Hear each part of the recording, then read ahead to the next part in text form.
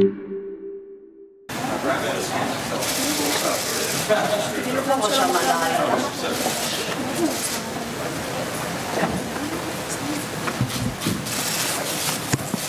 morning to you all, and good morning to you, Ambassador Bolton, John. It's wonderful to see you again in Israel. You've been a great friend of Israel for many years, and a personal friend of mine for many years, and you have been an outstanding champion of the American-Israel alliance. And I have to say that that alliance is at an all-time high. I think it's reached unprecedented heights under the leadership of President Trump. And I think that America has no greater friend than Israel, and Israel has no greater friend and ally than the United States. Your visit is an opportunity to strengthen that alliance even further, as well as to discuss how best to address the enormous challenges we face together in the Middle East, particularly at this sensitive time. As you know, Iran has long been conducting a campaign of aggression and terror across the region, in Iraq, in Syria, in Lebanon, in Yemen, and elsewhere. When sanctions against Iran were removed a few years ago as part of the nuclear deal, and tens of billions of dollars began to pour into Iran's coffers, Iran's aggression increased dramatically. Now, I want to state this very clearly. The supporters of the Iran deal argued that the infusion of cash, massive cash, into Iran's economy would moderate Iran. They argued that Iran would become inward focused, would start nation building. And in fact, the opposite has happened. The very opposite has happened. Iran used those hundreds of billions of dollars to fund empire building, not nation building. That is the stamping of one state after the other and the devouring of one state after another in the Middle East. Those who argue that Iran's aggression began after the recent actions, I think they're not living on the same planet. This is completely false. We in Israel saw Iran's aggression in their increased efforts to establish Iranian military bases in Syria, in their increased efforts to provide sophisticated weapons to Hezbollah, in their increased financial support for terror proxies like Hezbollah, Hamas, and Palestinian Islamic Jihad. This increased right after the deal. Right after the deal, with the removal of sanctions, we in Israel could see an explosion of terror and aggression. Likewise, our Arab neighbors saw exactly the same thing. They saw Iran's aggression and Iran's increased support for terror groups that threatened them, from the Shiite militias in Iraq to the Houthis in Yemen. Well before Iran's act of aggression of recent weeks, such as the attacks on oil tankers and the downing of an American drone, Iranian forces fired dozens of rockets into Israeli territories and flew drones into Israeli airspace. Iran also fired rockets deep into Saudi Arabia and, through their proxies, endangered international shipping lanes. This is all months and years ago. After the deal, but before recent events, Iran has been on a campaign of aggression. Those who describe the recent actions as somehow opening a hornet's nest are living on another planet. In fact, the one thing that has changed for those of us who live in the Middle East is not that Iran is attacking its neighbors or brazenly perpetrating wanton aggression. What's new is that now, thanks to crippling American sanctions, Iran is facing unprecedented economic pressure as a result of its aggression. So I was pleased to hear President Trump make clear yesterday that pressure will continue and that pressure will increase. And I look forward to discussing this and other issues that affect the stability of our region with you, Mr. Bolton, John. I also want to thank you for your willingness to participate on Tuesday in a historic meeting that will bring together the national security advisors of the United States, Russia, and Israel. The mere fact that such a high-level meeting is taking place between the great powers, the United States of America and Russia, here in Israel, I think is unprecedented.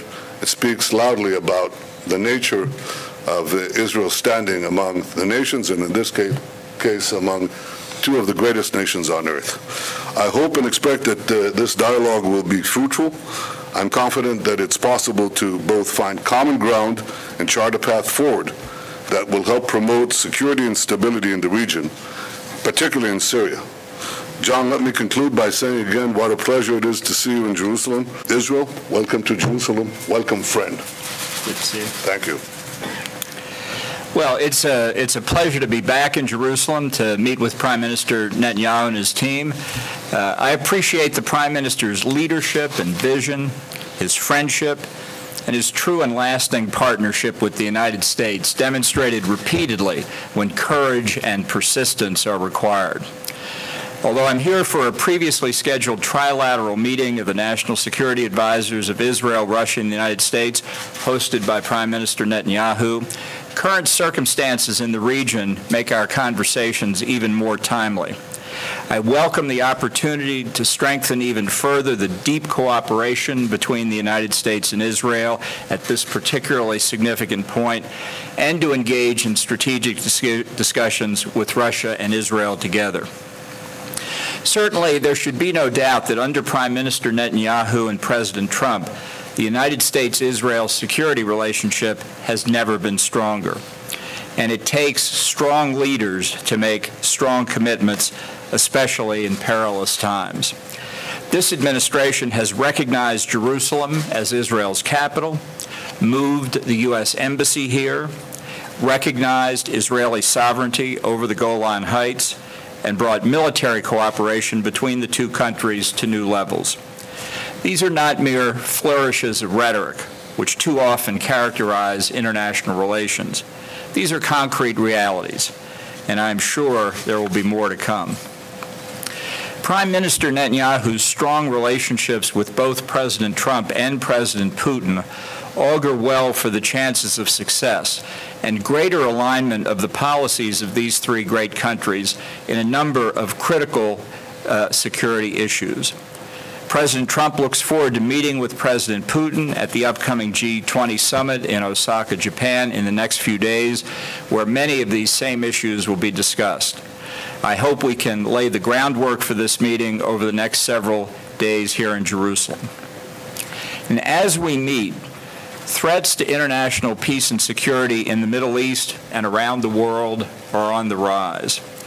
Iran's continued pursuit of nuclear weapons, its threats to exceed the limits set in the failed Iran nuclear deal in the coming days, its continuing buildup of menacing Quds Force capabilities in Syria and Iraq, its supply of sophisticated drones, missiles, and other advanced weapons to hostile surrogate forces in Iraq, Syria, Lebanon, Yemen, and Afghanistan, and its continued threats and acts of aggression against Israel, our allies in the Arabian Gulf, and against U.S. personnel and assets across the Middle East are not signs of a nation seeking peace.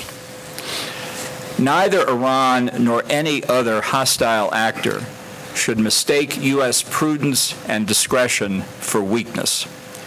No one has granted them a hunting license in the Middle East. As President Trump said on Friday, our military is rebuilt, new, and ready to go, by far the best in the world. Sanctions are biting, and more added last night. Iran can never have nuclear weapons, not against the USA and not against the world. And as he made clear yesterday, referring to his earlier remarks, the President said, "I just stopped the strike from going forward at this time." We expect that the new sanctions President Trump referred to in preparation for some weeks will be announced publicly on Monday. Stay tuned.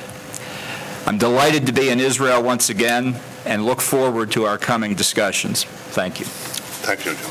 Thank you. Thank you. Thank you. Mr. Prime Minister, what's your